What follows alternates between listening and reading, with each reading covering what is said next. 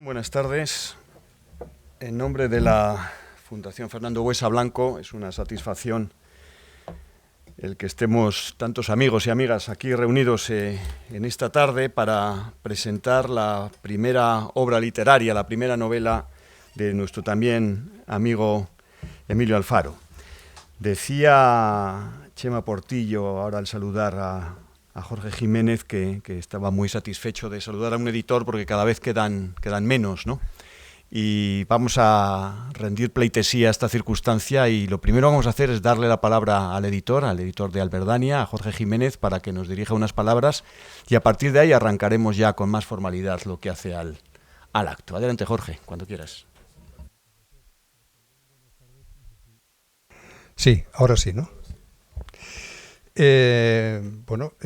Ante todo, muchísimas gracias y de todo corazón a la Fundación Fernando Buesa Blanco por acoger este acto con el cariño que lo han hecho y con la eficiencia que lo han hecho. Gracias, Eduardo, por tus desvelos. Y yo voy a ser breve y no es una amenaza. Novelar en clave de tragedia nunca es sencillo para un escritor, y menos aún si la ficción se construye a partir de hechos capaces de impregnar la vida de toda una sociedad durante décadas, como son los que se sitúan en el origen de esta novela, que son hechos ficticios, pero con clarísimos paralelismos y equivalentes o equivalencias con una realidad que hemos padecido la sociedad vasca y la sociedad española durante décadas.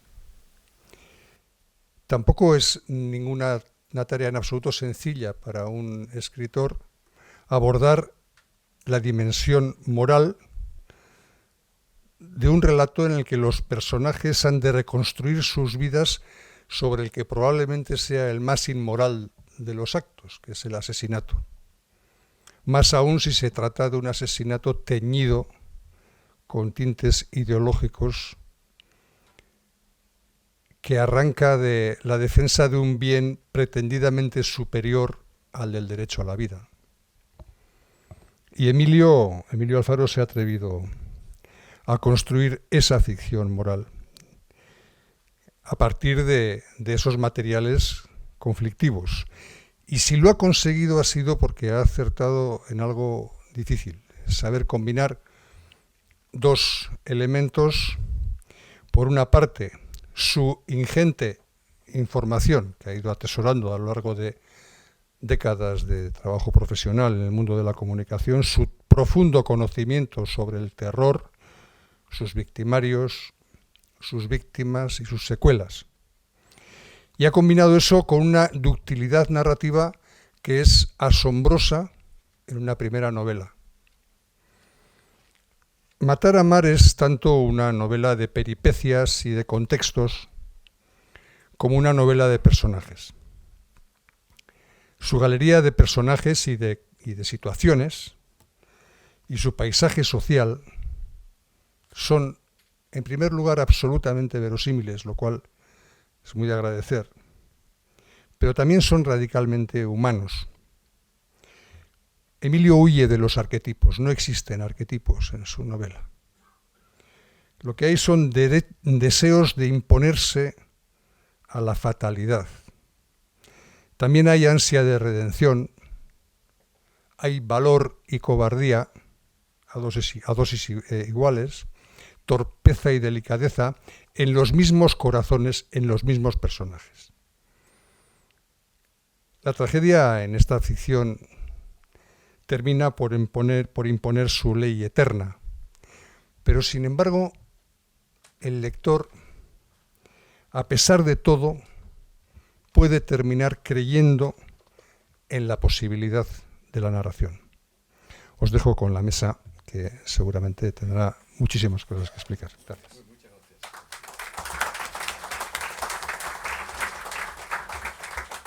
Muchas gracias, Jorge. Y se trata de presentar en este acto, como les decía, la primera novela de Emilio Alfaro, una persona que habita entre nosotros y que por lo tanto nos exime de mayores presentaciones, pero es inevitable hacerlo, ¿no? Navarro de Mendigorría, aunque eso de vitoriano de adopción pues ya suena un poco redundante, insistente, ¿no? Un periodista, sobre todo un periodista entre dos medios en los que hizo la carrera. Primero El Correo, luego El País madrileño y de nuevo una vuelta al Correo. Y además en los años buenos, en los años de la transición, en los años del establecimiento de la democracia en España, y con puestos importantes tanto desde la perspectiva del corresponsal político, desde la perspectiva del director de opinión en uno y otro medio, ¿no? Cuando anotaba estos recuerdos, me venía a la cabeza que nos conocemos hace nada menos que 32 años, que son los que uno lleva escribiendo de vez en cuando invadiendo los medios de prensa, ¿no? Y por lo menos desde aquel tiempo, y todos los que llevaba ya Emilio con anterioridad, se había ocupado de muchas cosas, informar sobre lo que ocurría, pero también durante mucho tiempo de una ocupación singular, como es aquella de cuidar de la prosa ajena, ¿no? En definitiva, un director de opinión, un editor, ¿no? Lo que hace es velar porque las cosas que acabamos leyendo puedan leerse, porque muchas veces hay muchas muy buenas cabezas que no tienen tan buena pluma, como él bien sabe, ¿no? Claro, las disciplinas literarias o los territorios literarios del periodismo, o en mi caso de la historia, no te convierten en un buen escritor de esos ámbitos para ser un buen escritor de términos literarios o de conceptos literarios o de tramas literarias. Y supongo que Emilio, luego nos lo contará, le habrá dado 1001 vueltas a la cuestión, porque no es tan sencillo pasar de un género a otro. Tenemos aquí a mi izquierda un historiador que ya está bregado en ese territorio de la literatura de ficción, como Chema Portillo, pero no es tan habitual como les estoy diciendo. El caso es que nos presenta esta primera novela en Alberdánia, Matar, Amar, a partir de lo que él llama una ecuación moral contenida nada menos que en una simple letra, la letra T. Matar y amar solamente tienen la diferencia de la T de por medio, que establece una oposición de verbos, una oposición radical, contradictoria de verbos, y si ustedes recuerdan, aquella T es la misma que se convertía en la oposición radical entre dos términos tan inofensivos como la naturaleza de un país, Euskadi, y una condición a la que aspiramos la mayoría de las personas, askatasuna, ¿no? La T tiene cierta capacidad para distorsionar un poquito las cosas, ¿no? Seguro que Emilio no quiere que le ascribamos tanto a esta dimensión como a otra distinta a la que me voy a referir. La dimensión primera sería que esta es otra novela más del postterrorismo, porque en esa estamos, ¿no? Y evidentemente luego él nos dirá que no y nos explicará hasta qué punto sí y hasta qué punto no. Es postterrorismo, Jorge lo señalaba ahora mismo, porque, bueno, al fin y al cabo el escenario es el escenario connotado, marcado, identificado absolutamente por el hecho terrorista. La trama es una trama muy apretada, es un nudo muy difícil de desentrañar y que tiene que ver precisamente con las consecuencias directas que entraña el ejercicio de la violencia, las consecuencias que tienen con los seres humanos el ejercicio de la violencia, personajes marcados, como les digo, por esta circunstancia y los problemas que devienen precisamente de lo que pasa a continuación de poner en marcha el diabólico mecanismo que engendra la violencia, ¿no? Hace no mucho leía, no sé dónde, que en la política es como en los videojuegos, siempre tienes otra vida más, ¿no? No sé si esta es una frase buena o mala y no sé si ni siquiera es cierto, creo que es cierto, pero la pregunta sería si en la vida tenemos ocasión para tener más de una vida, es decir, para tener dos ocasiones, ¿no? Si en la vida real tenemos la oportunidad de tener dos ocasiones, ¿no? Y esto es lo que plantea en definitiva Emilio, ¿no? Hasta qué punto alguien que rompe su vida y rompe la vida de otros, tiene las posibilidades de recomponer la misma, y no solo de recomponerla, sino de recomponerla ligado directamente a los restos que dejaron la vida que contribuyó a segar. Un asunto, como les digo, un nudo, no sé cómo se llamaría en el caso de una corbata que no uso, pero tremendamente apretado, casi en los términos de un nudo corredizo, ¿no? Pero claro, estamos ante una novela postterrorista, pero sin embargo es una novela que acude a los argumentos más clásicos de la literatura clásica, ¿eh? La literatura clásica, en definitiva, es aquella que enfrenta la elección personal con los condicionantes de la comunidad.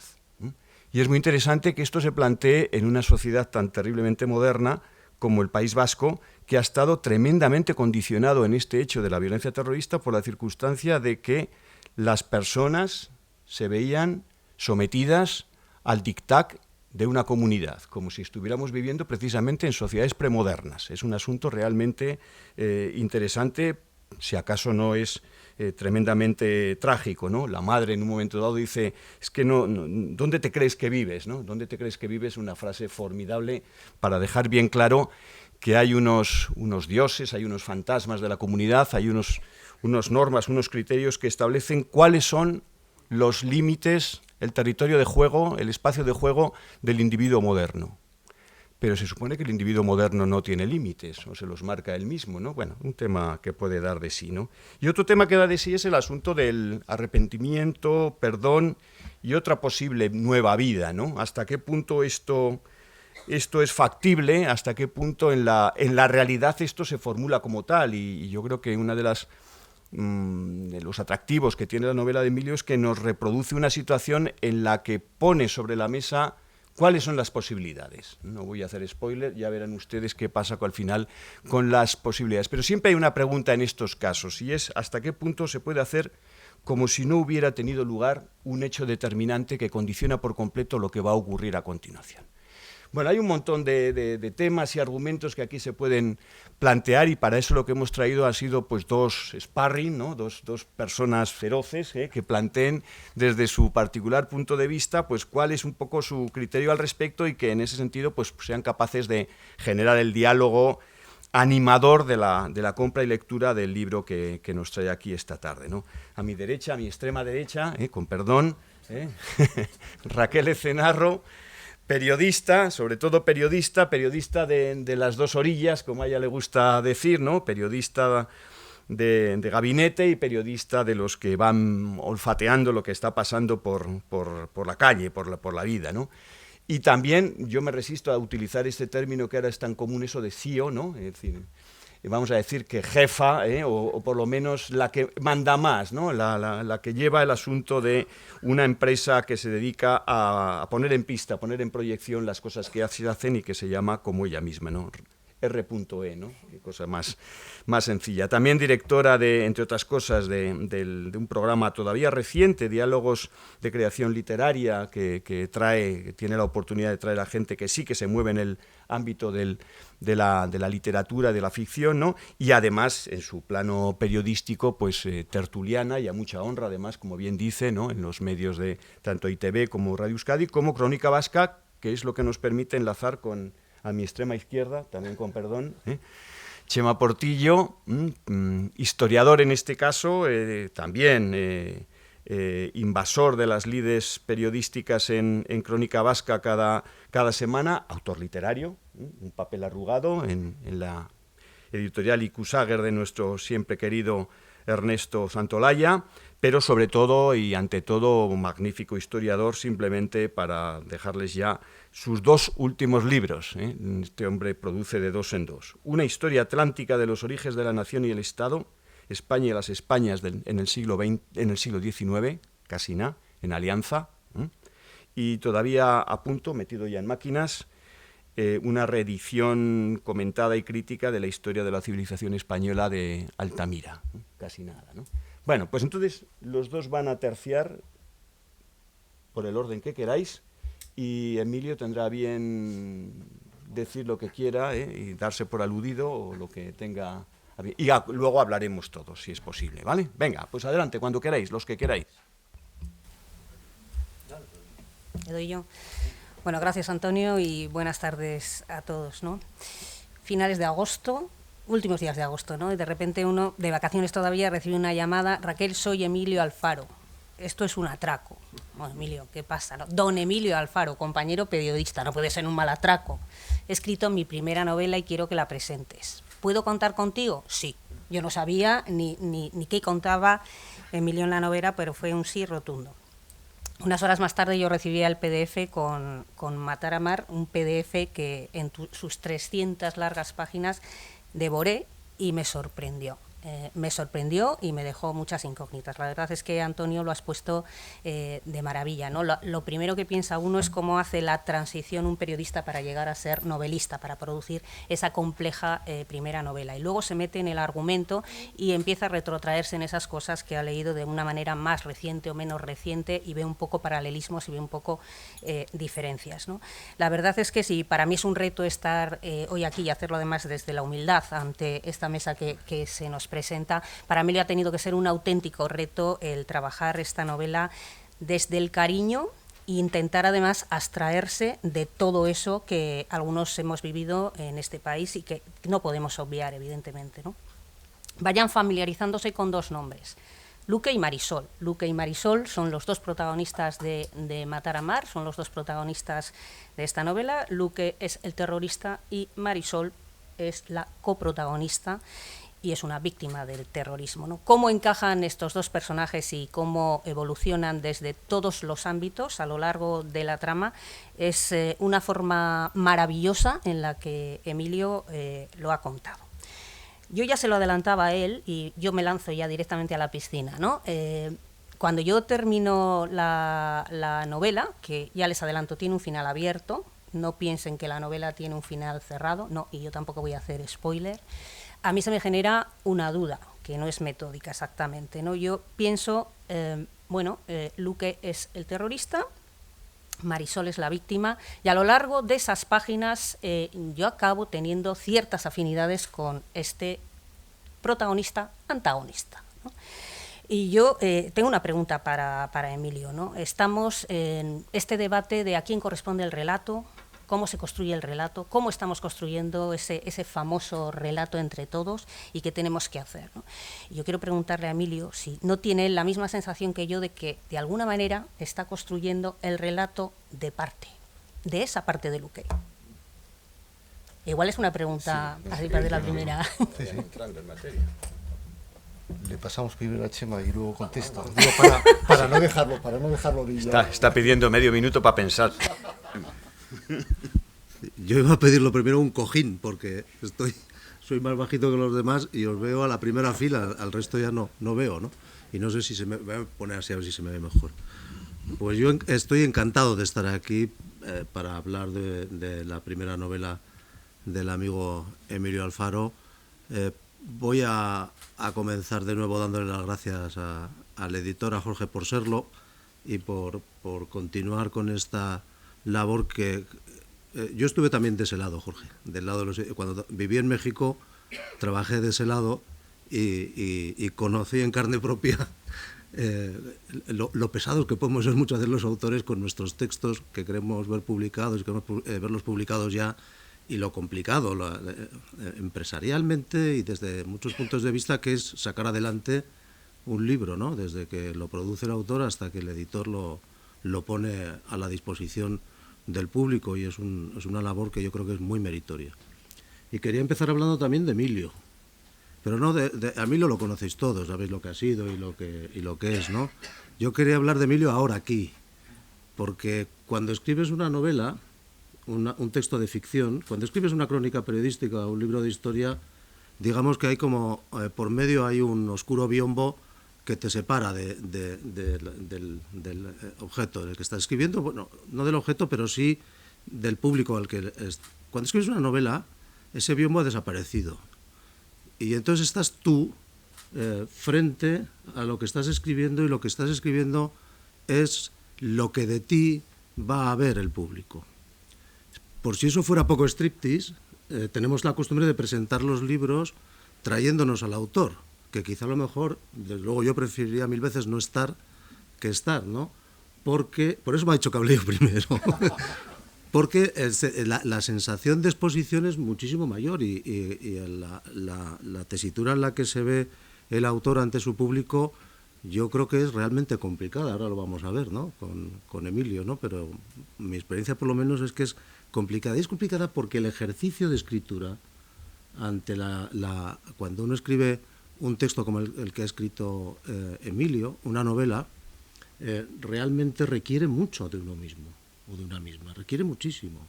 La exposición es altísima y la cantidad de veces que te paras, te vuelves a leer y piensas, es que esto lo van a leer la gente que me rodea. Algunos los conozco, a otros obviamente no, pero claro, yo estoy de alguna manera poniendo desde sentimientos hasta reflexiones políticas, reflexiones morales, que este libro las contiene obviamente, etcétera, aquí sin el parapeto de, bueno, esto se basa en las fuentes que he consultado, ¿no? Como los periodistas soléis decir, las fuentes no se declaran, pero existen y son buenas, suelen ser como fuentes bien informadas, ¿no? Pero esas no existen aquí. Esto no es un libro escrito con fuentes bien informadas. Decía Jorge que utiliza mucho de lo que él conoció de primera mano, obviamente, por supuesto, y eso es un valor y se nota muchísimo en la novela, ¿no? Pero, digamos, ese no es el fundamento, ni es la justificación. Aquí se escribe por escribir. Aquí se escribe porque le gusta escribir a Emilio y porque tenía necesidad de contar algo que probablemente desde la escritura periodística, si él hubiera hecho un libro, que hacen mucho también, es muy común en la profesión periodística, de resumen de su vida y de cómo vivió el terrorismo en el País Vasco, obviamente sería completamente distinto. Él ha querido hacer este libro y bueno, y es un riesgo notable, es un riesgo importante. ¿Qué me ha parecido a mí de este libro más interesante? Bueno, en primer lugar, una cosa, que a mí literariamente, desde el punto de vista de lo que me gusta leer, es este tipo de lectura la que me gusta. Yo ya sé que está muy de moda, ya sé que es muy... le han dado un premio importante y todo a este trío de autores que se llaman Carmen Nola, ¿no? Pero yo cuando empecé a leer la primera novela que cayó en mis manos, que era La novia gitana, al llegar a la página número 15, número 20, lo cerré y me dijo, mi mujer, ¿no lo lees? Y le dije, no, ya sé lo que va a pasar. Esta novela la he leído ya muchas veces, ¿no? Entonces no me interesa la literatura que ya he leído muchas veces, a mí me interesa este tipo de literatura. Para que nos hagamos una idea, en un contexto también muy violento y que narra muchísima violencia, el de México, a mí me atrae Arriaga, por ejemplo. Salvar el fuego. Me parece un librazo, una literatura de las que realmente tienes que coger aire, o Fernanda Melchor, ¿no? Pues yo creo que Emilio está en ese tipo de literatura. Utiliza muy bien la forma en la que debería hablar el personaje que está hablando, utiliza muy bien el no darte ninguna concesión, de salvarte al final lo que se pueda salvar, ¿no? Es decir, es un libro escrito, y nunca mejor dicho, a tumba abierta, ¿no? Y a mí ese es el tipo de literatura que me gusta, Emilio, ¿no? Para que me cuenten milongas, o para que me cuenten un caso policial relacionado con ETA, pues bueno, hay quien lo hace mejor o quien lo hace peor, pero creo que esto es muchísimo más interesante. Y para mí es muy interesante porque yo creo que de lo que decían Antonio y Raquel, yo lo he visto también de la misma manera, pero quizá por mis propios fantasmas y mis propias obsesiones, interpretado con, digamos, con una tonalidad distinta. Lo que yo al final de la novela veo en tu relato, Emilio, son una historia muy interesante de cómo el terrorista puede emanciparse de lo que en la novela se llama la organización con mayúscula, no aparece la palabra ETA nunca, es siempre la organización, ¿no? Cómo es ese proceso de emancipación, considerarse libre e independiente respecto de ese mundo tan absorbente, tan circular, tan difícil de trascender, ¿no? Es un proceso complejísimo, ¿no? Y eso está estupendamente narrado aquí, como digo, sin ninguna concesión, también con sus contradicciones, con sus límites, con las dudas que le surgen a este Luque, ¿no? En ese proceso, pero finalmente es un proceso en el que él va emancipándose de esa... Pero luego, el elemento central para mí, el hallazgo literario de Emilio, es lo difícil que es emanciparse de sí mismo. Qué difícil, bueno, qué imposible puede resultar al final que alguien con un pasado como el que tiene el personaje de esta novela logre, habiéndose emancipado del ambiente, la gran contradicción, el gran problema, la piedra gorda que no puede con ella es emanciparse de sí mismo. Y, de nuevo, no, la novela está ahí para leerla, no para que la contemos, pero digamos, yo creo que ese es el asunto más que va más al corazón de esta novela, cómo y qué tipo de ansiedades, de contradicciones, de incapacidades puede generar eso, añadiéndole algo que Emilio maneja, claro, de manera literaria muy bien. ¿Cuál es el ingrediente que te puede llevar a hacer eso? El dinero, la fama, que me hagan más entrevistas en la televisión. No, el amor, ¿no? Ya yo he hecho una cosa en falta, Emilio. Hoy nos llega un correo de un colega, un WhatsApp, ya no hay correos, un WhatsApp de un colega que no ha hecho falta comentario. Y es auténtico. Un cartel de un curso que se va de la universidad, que es Breve historia de la sexualidad en Baskonia, ¿no? No ha hecho falta comentario. Todo lo hemos entendido a la primera. Bueno, pues yo he hecho en falta eso. No en sí, sino porque creo que sería un componente muy interesante el conocer la sexualidad de este hombre y de esa mujer.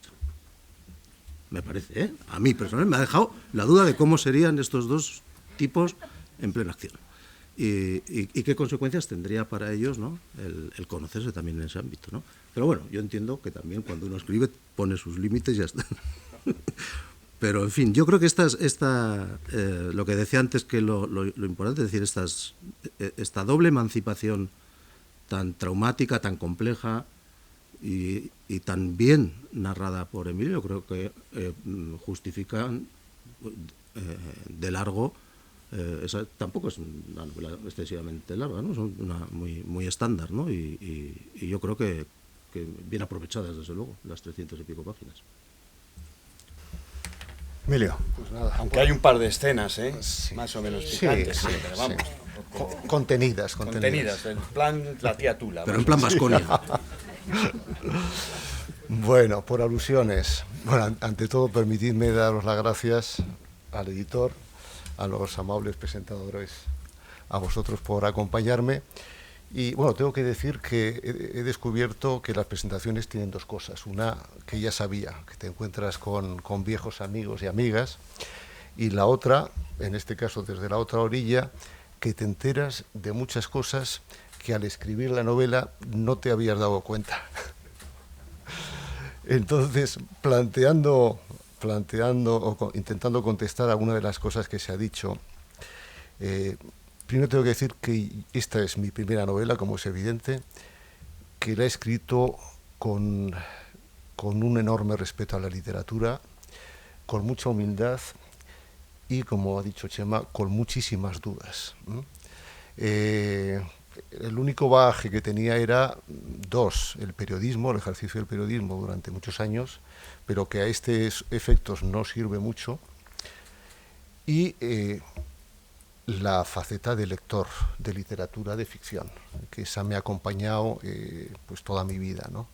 De hecho, tengo que reconocer que si empecé a estudiar periodismo, ciencias de la información, allá ya en los años 70, fue porque pensé que el periodismo iba a ser una vía para poder escribir, que era mi aspiración.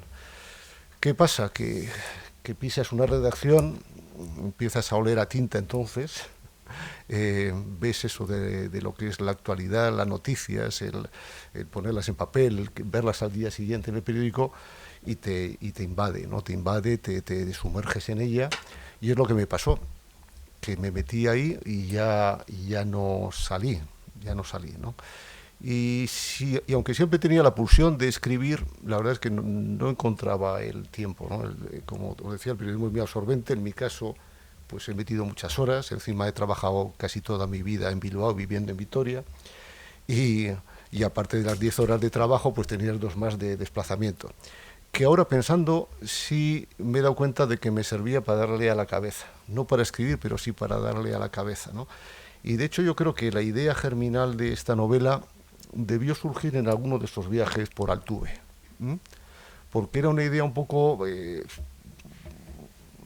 deslavazada, ¿no? De decir, como una especie de hipótesis, ¿qué pasaría en el caso de que un terrorista que se arrepiente de lo que hace se enamora de la viuda de la persona a la que mató, ¿no?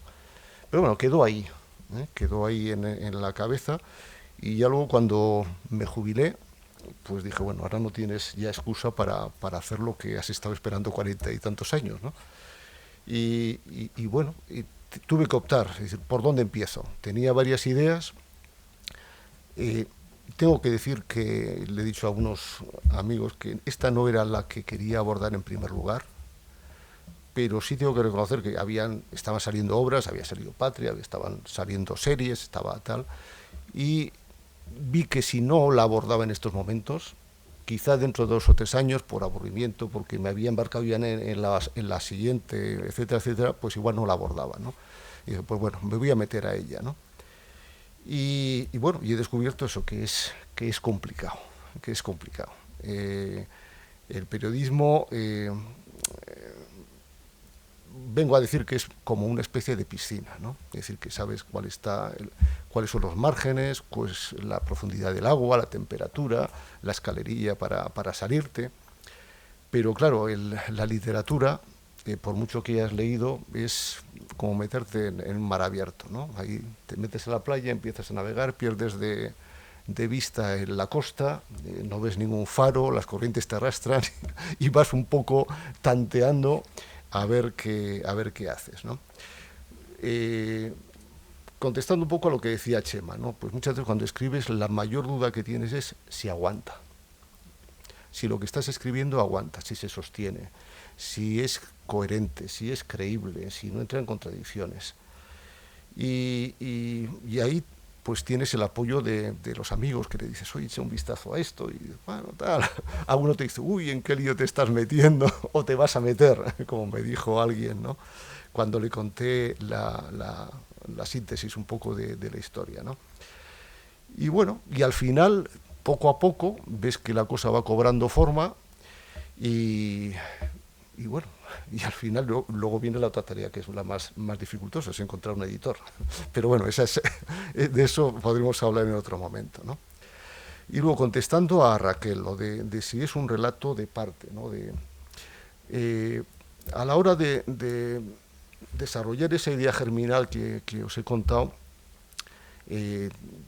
pues tienes 2 problemas. Uno es el tono, es decir, qué tono le vas a dar a la novela, si va a ser un tono épico o más de acción o diletante, y luego la voz, cuál es la voz que conduce la cosa, ¿no? Y ahí, bueno, experimenté un poquitín, no sé si me ha resultado bien o no, pero sí tenía claro que lógicamente el eje vertebrador es el de Luque, pues porque él es el terrorista y es el que tengo que relatar cómo entra en ETA, por qué, qué hace dentro de ETA, qué atentado comete, cómo es detenido, cómo va a la cárcel, cuál es su evolución en la cárcel, como muchos miembros de ETA no se aleja de la organización por arrepentimiento, es decir, que en vez de darse cuenta de que lo ha hecho mal, sino porque no le ve salida, pues porque esa promesa de que por la negociación van a salir enseguida y van a ser recibidos por héroes, ve que no llega. Pero luego hay un elemento fundamental que luego lo hablaremos, el tema que es el encuentro con una víctima. El encuentro con una víctima que le supone una sacudida brutal, ¿no? Y que todas esas convicciones se le caen, y entonces es interpelado, decir, eso, ¿por qué le mataste? ¿Sabías quién era? ¿Qué sientes? ¿Puedes dormir? Y ahí tiene una especie de revelación que le lleva a entrar en contacto con la víctima, con la viuda de su víctima. Pero yo le tengo mucho cariño a Marisol. Aunque tiene mayor presencia Luque, yo le tengo más cariño casi a Marisol, porque es doblemente víctima, ¿no? Es víctima del ambiente, víctima porque le han arrebatado a un marido que apenas pudo tener, y porque luego cuando se junta y se encuentra y se enamora de la persona que le mató, él no le cuenta lo que hizo. Y se supone que que lo pierde también, ¿no? Y me resultaba más atractiva y más difícil porque me suponía meterme dentro de la mentalidad de una mujer que no es la misma que la de un hombre, como sabéis, y luego además que era víctima y lógicamente nada más lejos de mi intención de que pudiera molestar a alguien, cualquier matiz, ¿no? Y bueno, pues nada, que solo quiero agradeceros que os la hayáis leído y las valoraciones, que os agradezco mucho. Pero el hecho de que Luque sea un poco el chico bueno, ¿no te genera una cierta contradicción, que es por donde también supongo que iba Raquel? Porque es bueno todo el rato, ¿eh? Bueno, no es... A ver, es un malo muy bueno. Es un malo que tiene una mayor culpa, que no se deja arrastrar por el ambiente, siendo más o menos siempre consciente de que no está seguro de los pasos dados. Y precisamente esa inseguridad, ese afán de buscar en ETA pues una afirmación, un reconocimiento del grupo y tal, le hace que sea más creíble su evolución. Si hubiese dibujado a alguien ya condicionado por la familia, por un fanatismo de estos cerriles, quizá no hubiera sido tan verosímil la evolución, ¿no? La revelación de la culpa, del arrepentimiento, ¿no? Y bueno, quizá eso también le hace atractivo, es decir, que es una maldad absoluta, que mata, pues por una inercia, porque alguien puso un mecanismo en marcha y él se convierte en una máquina, no tiene más, no es malo porque está predestinado a ser malo, ¿no? Sino porque se le ha llevado a ese punto, ¿no? ¿Es una víctima entonces, Luque? A ver, sí, ahí entramos en unos debates que la Fundación Buesa y otras se han planteado, el tema de la víctima-victimario, ¿no? En una parte es víctima, pero él es victimario, y él se siente victimario y es lo que le reconcome y lo que tiene que luchar con su conciencia y el peso de la culpa, ¿no? En ese aspecto, bueno, siendo benévolos puede decir que es eso, pero no, eso no le libera porque no da el paso definitivo, ¿no? Porque muchas veces para librarse de ese peso tendría que haber confesado y pedir perdón. Y él realmente siente todo el dolor de lo que ha hecho, está arrepentido, pero le falta dar el paso. Y claro, eso, como dice un personaje, el perdón te lo tiene que conceder la persona a la que has ofendido, no es algo que viene. Eso en la Iglesia Católica te lo da, estás absuelto y ya está, ¿no? Pero en este caso no. De hecho, se lo hizo un cura, ¿no? Sí, se lo dice un cura. Pero tú vas mucho más allá del perdón y del arrepentimiento, y esa es la parte más complicada de tu novela, ¿no? Es decir, ahí operas como una especie de deus ex machina, ¿no? En el sentido de proporcionarle la posibilidad de una segunda vida como si no hubiera pasado nada, y ahí es donde parece que la realidad se enfrenta al muro. Es que esto no puedes decir. Esto me recuerda mucho cuando mis hijos eran pequeños, que creían que la cosa consistía en decir la verdad de una barrabasada que habían dicho, sí, ¿no? Conozco, con decir la verdad. Conozco la estrategia. Con decir la verdad ya está, ¿no? Ya el problema es que cuando tú has puesto en marcha un mecanismo, este es más complicado que el de mis hijos, ¿no?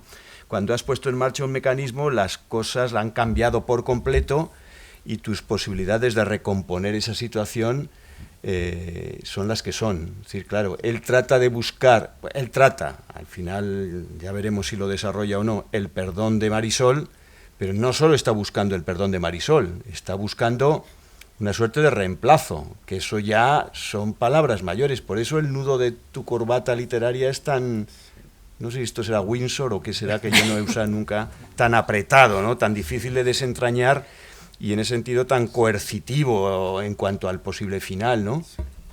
A ver, hay una clave que quienes no lo han leído, pues ahí no van a entender un poco lo que me plantea, algunos sí, lo que me plantea Antonio.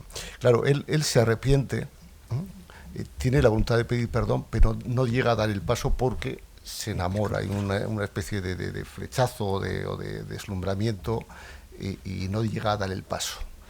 Entonces, efectivamente, al vivir dentro de ese ocultamiento, se puede producir, en un momento dado, él piensa que se puede redimir simplemente haciendo feliz a la persona a la que arrebató una vida, ¿no?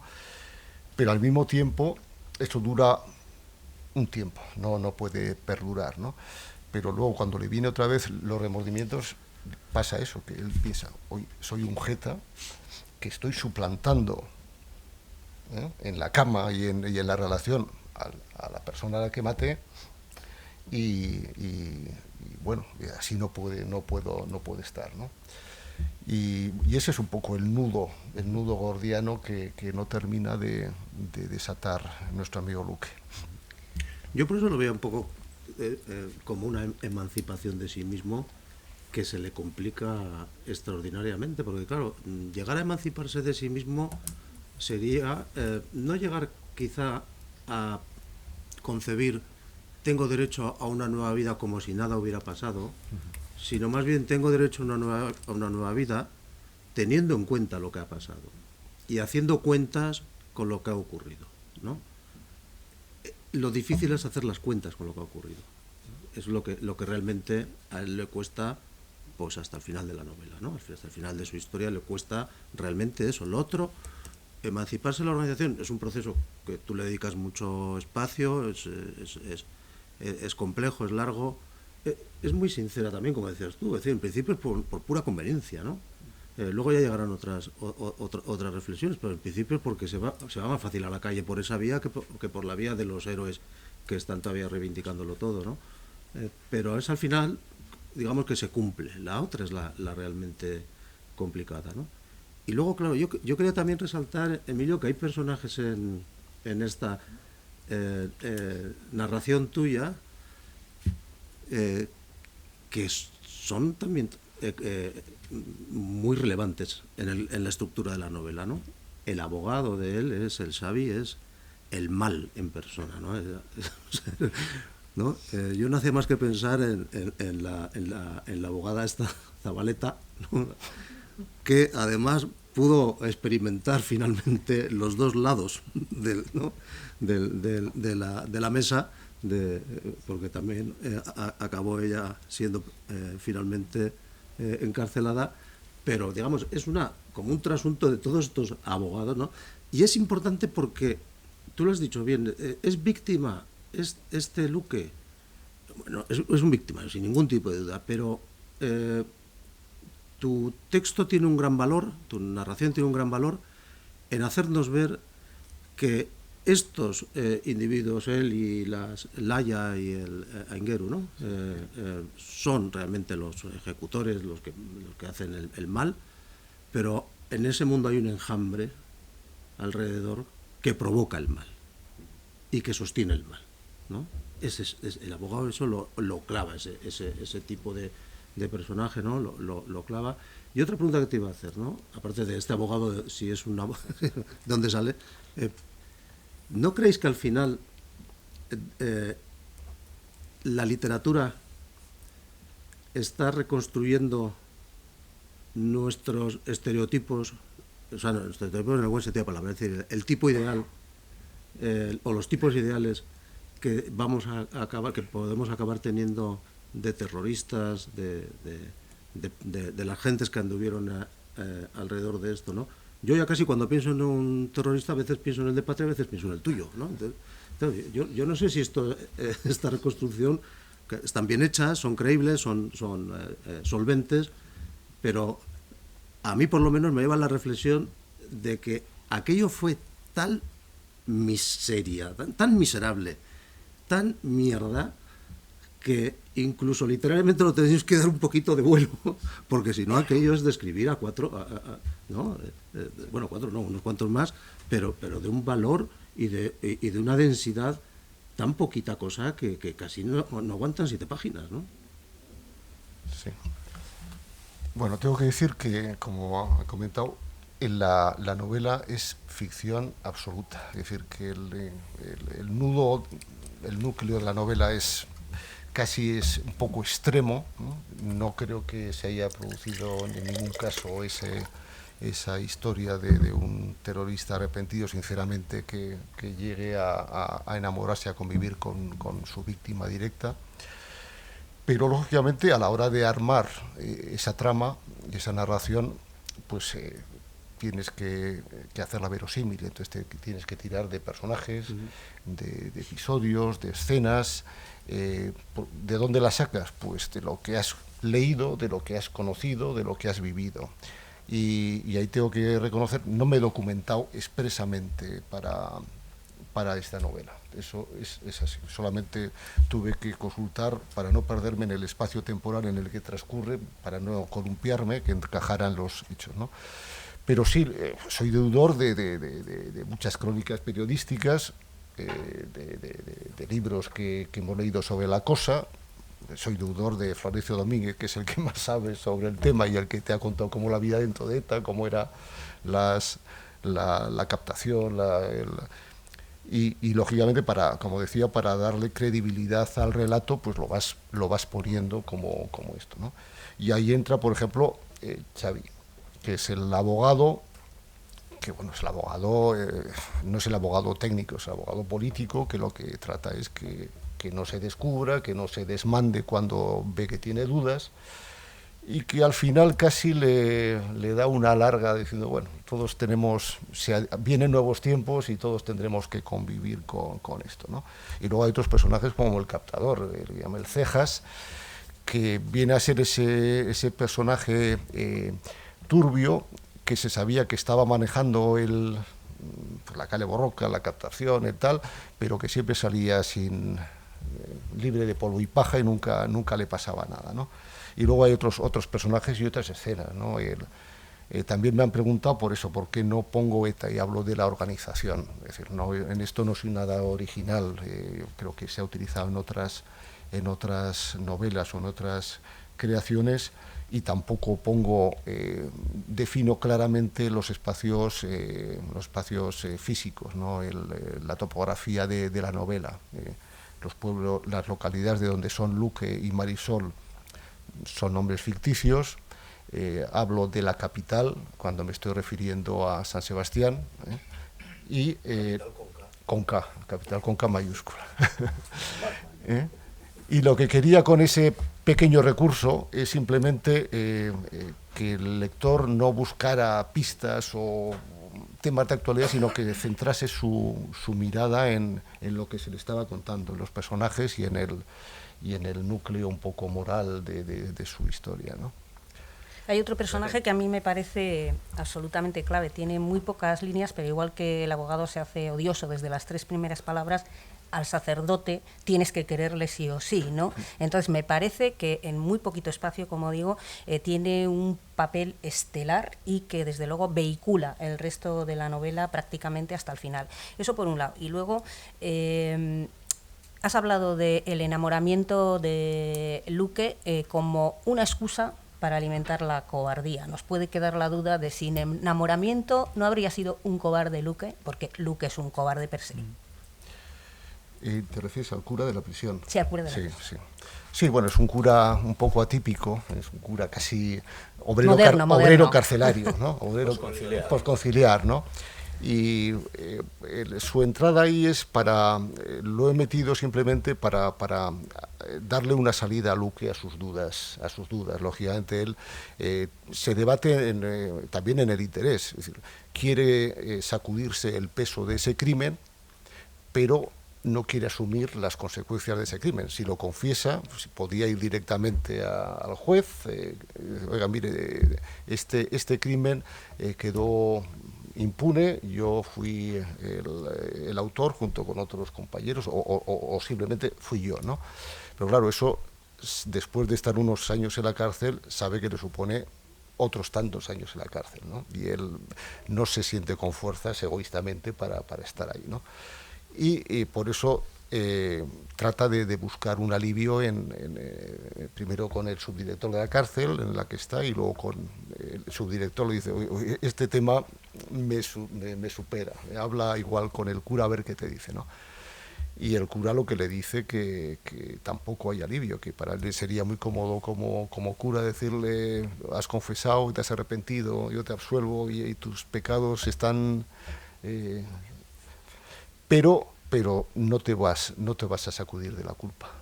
No te vas a sacudir porque el perdón, ese perdón que tú buscas, te lo tiene que dar la persona ofendida, ¿no? Y bueno, cumple ese papel que es el que le lleva a tomar esa otra decisión, que dice: bueno, vale, pues no voy a confesar porque tengo esto, voy a ir a la persona, a la viuda de la víctima, que es un teniente de la Guardia Civil, y le voy a confesar que yo fui y que sea lo que Dios quiera, que pongo mi suerte en sus manos, ¿no? Pero bueno, ahí también, y estoy desvelando mucho la novela, estoy desvelando mucho la novela, pues bueno, ahí surge lo que surge y se siente incapaz de hacerlo. Yo os voy a decir una cosa, en este punto estábamos Raquel, Antonio y yo haciendo equilibrios verbales para no contar nada del asunto de la novela. Emilio se ha despachado a gusto, pero os diré también que se trata de una novela, desde mi punto de vista, que aunque os la contáramos completa, aunque os dijéramos el capítulo 1 pasa esto, en el 2 tal, este es el asunto, habría que leerla. Y al leerla os parecería que es la primera vez que sabéis de este Luque y lo que le está pasando y demás. ¿Por qué? Pues porque yo no creo, no, Emilio, que no es una novela pensada para desvelar ningún misterio. Bueno, de hecho, prácticamente la novela empieza pues como estas buenas novelas de Petros Makaris, ¿no? Que te empieza diciendo quién es el malo y el asesino. El que iba buscando una novela de misterio, que la cierre, ¿no? Y el que le guste la literatura, que siga leyendo, ¿no? Esto pasa con el libro de Emilio. Si te gusta la literatura, sigues leyéndolo.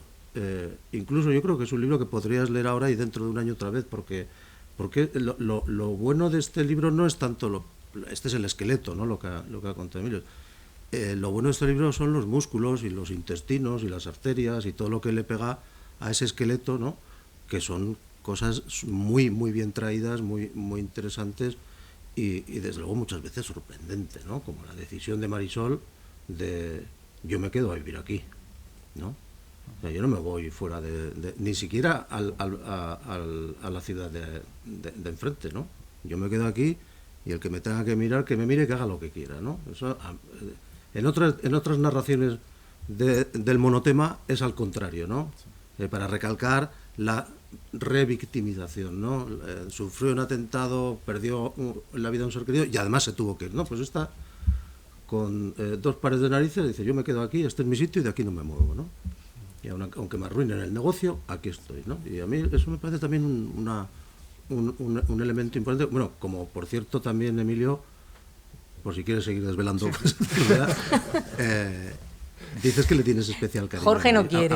A Marisol, pero a mí me pasó lo mismo. Es decir, sé que el personaje entra en Luque, pero Marisol me parece casi al nivel de este hombre. Es el otro pilar, ¿no? Hay dos patas, ¿no? La valentía frente a la cobardía, por claramente. supuesto, ¿no? Sí. El editor cabecea, o sea, debemos estar en el límite. Sí. Mucho cuidado. No, a ver, Luque es la parte activa, por así decirlo, del relato. Marisol es la parte pasiva, trágica y dramática, ¿no? Pero eso no quiere decir, como os decía, que su papel sea menor y menos potente, ¿no? Ahora voy a hacer una declaración un poco literaria. Yo lo que tenía muy claro desde el principio es que quería probarme si literariamente podía aportar algo, ¿eh? Es decir, no quería hacer autoficción, podía empezar desde mi experiencia contando alguna historia, pues, incluso de un amigo que fue terrorista y murió trágicamente en un atentado, podía contar otras cosas que he conocido, ¿no? Pero eso me negué a hacerlo porque quería hacer ficción pura, ¿no? Ficción pura con apoyos de realidad, pero ficción pura, ¿no? Y luego quise hacerlo, como decía, no empezando desde el principio sino al final, sino casi empezando desde el final y retrocediendo pues al encuentro de los dos personajes y otra vez volviendo atrás hacia cómo cada uno desarrolla separadamente su vida y luego cómo se confluyen las dos vidas, ¿no? Y por eso decía que lo había hecho con mucho respeto a la literatura y con muchas dudas, ¿no? Por eso cuando más o menos el borrador estaba y lo entregabas, se lo enseñabas a alguien y dices, bueno, pues era casi respirar, respirar porque dices, joder, a ver, estoy haciendo una caca, ¿no? Pero tú, no sé, te he leído en alguna de las entrevistas que te han hecho estos días que dices que por tu vis periodística vas directamente al tema, pero sin embargo formalmente, para que respire Jorge un poco y no contemos más, formalmente es una prosa muy cuidada, vamos. No voy a utilizar el término preciosista porque soy consciente de que tiene una vertiente semántica poco halagüeña, ¿no? Pero está muy trabajada, muy cuidada en ese sentido, vamos. No es entrar directo al tema, y es como suelo decir yo, te llevas muchas páginas para contar un hecho concreto que podía, periodísticamente hablando, desvanecerse casi en nada, ¿no? O sea, yo lo leí en una situación obligada y entonces en ese sentido, pero yo que soy muy práctico, casi llegué al límite de lo que soy capaz de leer literariamente hablando, que es muy poco, Bueno, ahí he puesto de alguna forma, yo no tengo discurso literario porque no tengo obra literaria, lógicamente, ¿no? Lo que sí tengo son lecturas literarias, ¿no?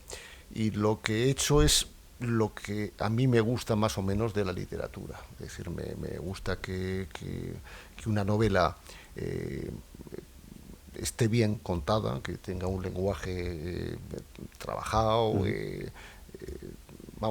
que no sea una mera narración, una mera descripción llana, sino que tenga valor, pero al mismo tiempo que me cuente cosas, que me cuente cosas, que me emocione, que los personajes me arrastren, que me hagan vivir, ¿no? Porque al final la literatura, el valor de la literatura es que te permite vivir muchas vidas. Cuando decías tú la doble vida, las dos vidas de Luque, ¿no? Pues la literatura, las novelas, lo que te permiten es vivir muchas vidas. La gran limitación de los humanos es que solamente tenemos una. Sin embargo, coges un libro y puedes ser Madame Bovary, puede ser Don Quijote, puede ser todos los personajes que están en los libros, ¿no? Y de alguna forma lo que he puesto ahí es lo que he leído y el aprovechamiento que haya podido hacer de lo que he leído, Y no sé si tendré luego, pues por la parte de periodística, un cierto estilo o un gusto, no lo sé. Yo siempre he intentado también en el periodismo que el lenguaje fuera cuidado, es decir, que lógicamente en el periodismo tienes que ser directo, tienes que ir a contar de la forma más eficaz posible las noticias o lo que sea una crónica o incluso un análisis, pero bueno, eso no está reñido aunque lo cuentes con gusto. Emilio, pensar en un argumento de estas características, dejar, como has admitido, muchos pelos en la gatera, ¿no? Porque al final te tienes que volcar. En esas líneas es una forma de no pasar página. Yo también te he estado leyendo las entrevistas, la cantidad de entrevistas que te vienen haciendo desde que se presentó la novela, y esa es una de tus preocupaciones, ¿no? ¿Queremos pasar página de esta historia reciente demasiado pronto? Sí. Tengo que decir algo que se insinúa aquí. Yo no he pretendido con la novela contar qué ha pasado en este país hasta hace 10 años, ¿no? He pretendido contar una historia que discurre en ese contexto, ¿no? Sin embargo, lógicamente lo he contado con una perspectiva que es, no sé si es demasiado grandilocuente decir una perspectiva moral, ¿no? Desde luego no es la perspectiva de los victimarios, tampoco es de las víctimas, sino exponer cosas que han sucedido, que he conocido, escenas que paralelamente han podido suceder, si no han sucedido, y ahí al servicio del relato, ¿no? Ahora bien, siempre he dicho lo mismo, si sirve de alguna forma a consolidar o a asentar un relato de lo que ha pasado, y un relato que sea no iba a decir verídico, porque es un término fuerte, ¿no? Pero que se atenga a lo que ha pasado. Es decir, que no, es decir, como decía aquel, que no, Ucrania no ha invadido Rusia. Es decir, que hubo unas personas que mataron, que decidieron matar para buscar unos objetivos políticos y nadie les obligó a ellos, que fue una decisión voluntaria, libre, ¿no?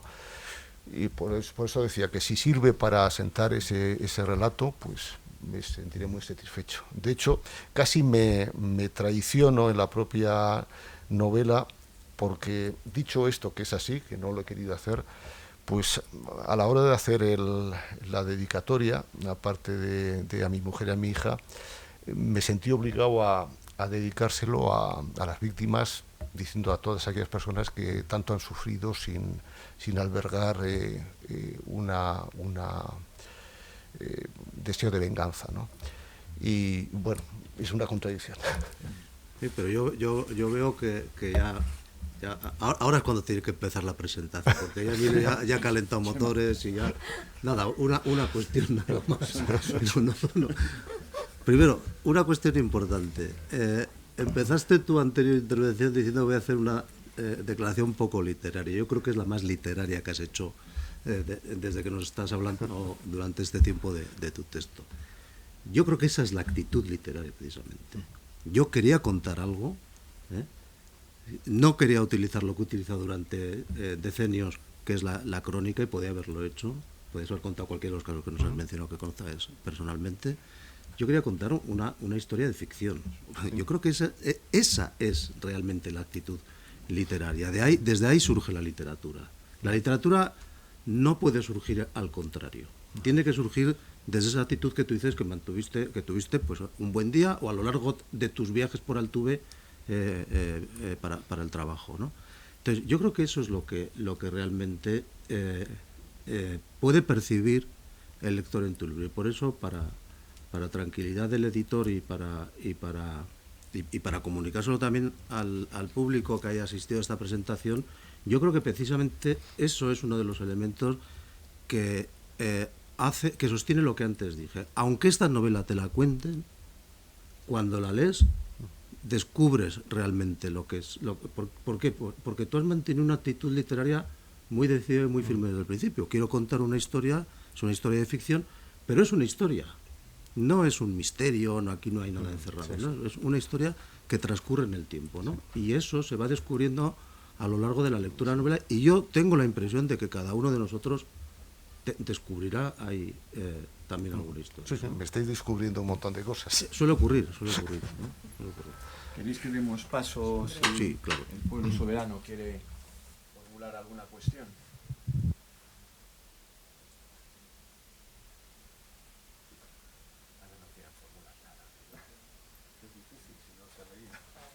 Alguna curiosidad o alguna cosa al respecto, ¿no?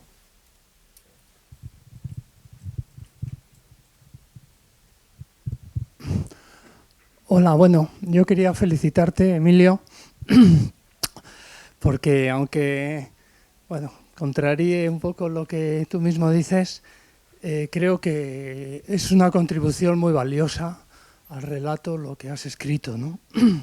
Hay un aspecto que me ha hecho gracia cuando comentabas lo de que era como estar en el mar, náufrago, sin saber a dónde ibas, y yo he tenido la sensación casi contraria, ¿no? De que a lo largo del relato vas dosificando muy bien lo que es el proceso de cómo empieza Luque, se mete, se lía, acaba en la cárcel, tal y cual. Y en ese proceso, que me ha parecido que está muy medido, y sin mencionar lo principal, que es la parte esa trágica y moral y el trasfondo profundo del matar a mar, quería señalar que me ha gustado mucho el modo en que cuando Luque ya da el paso y viene aquí, suponemos que algo parecido a Nanclares y tal, y se junta con los que han empezado a arrepentirse, entre comillas, me ha gustado mucho la manera en que describes la funcionalidad del rechazo a la violencia, que en él mismo empieza así, antes de dar paso a la perspectiva ya más profunda y más moral, pero que creo que es algo que realmente está ocurriendo, ¿no? Que rechaza la violencia parece que es más por la conveniencia, porque no merece la pena, porque ya no es útil, etcétera, etcétera. Entonces, ahí hay un trasfondo social que me parece muy valioso. Y del mismo modo, hay un trasfondo social muy valioso en el hecho de que el asesinato del teniente forma parte de esos cientos de casos sin resolver y que en la propia novela pues se ve con claridad la dificultad de hacer frente a eso y tal, ¿no? Entonces, bueno, esos elementos de psicología social, de la tribu, de la religión, de cómo se deja enganchar Luque en toda esa historia, me parece que no están narrados como un náufrago, sino con una auténtica sabiduría literaria. Y eso sin mencionar ya la otra dimensión trágica y tal, de la que ya se ha hablado. O sea que mi enhorabuena más calidad, Emilio. Gracias. Una cosa no quita la otra. Es decir, una cosa es que a la hora de ponerte a escribir te hagas un esquema, lógicamente que digas, pues tengo que dibujar dos personajes, tengo que pensar cómo los junto, cómo los hago confluir sus historias, pero luego ese esquema hay que llenarlo. Un esquema lo puedes hacer en un folio, pero luego tienes que escribir 340 páginas, más o menos, ¿no? Que es lo que tiene. Y a eso me refiero que lo del nadador en mar abierto, no tanto lo del náufrago, sino el nadador en mar abierto. Porque luego tienes que dar coherencia, y ha habido momentos en que te encuentras eso lo sabrá Chema perfectamente, porque también ha pasado por ese proceso con su novela Un papel arrugado, que por cierto os lo recomiendo, porque tiene todos los ingredientes vamos, una novela histórica pero bien trabada, en que está la Constitución de Cádiz, una trama de pederastia con la Iglesia que ahora está de actualidad, pero que la hizo ya hace 10 años, ¿no? Y muy recomendable, vamos. Y me imagino que te habrás encontrado a las mismas, esto, que llegas un momento en que, bien, tienes la idea, pero luego tienes que encajarla. Tienes que encajarla. Dices, bueno, he decidido que se encuentran los dos personajes, ¿no? Pero ¿cómo lo haces creíble? De que vaya a confesarle y se queda así y se enamoran y eso cómo lo resuelves, ¿no? Porque es muy fácil decirlo así, pero luego que te aguante y que te convenzca primero a ti mismo y luego a los lectores, pues es más difícil, ¿no? Y luego un poco así de declaración también literaria, es decir, que lo que ha dicho Chema, es decir, yo lo que no quería hacer es algo de género. Eso lo tenía clarísimo, vamos, no creo espero que no me traicione en los libros posteriores, pero eso de hacer una cosa de género, quizá, bueno, porque cuando te has puesto a escribir ya conoces unos claves, ¿no? Que a las 15 páginas o a las 20 estás descubriendo ya la trama y de por dónde te va a ir y tal, pues no me va, ¿no? Ya consumí esa novela de género en su momento mucho, con la ciencia ficción, y ya una vez que te conoces las claves, pues ya no me interesa, ¿no? Quieres una literatura que te aporte, te sorprenda, que te aporte otras claves.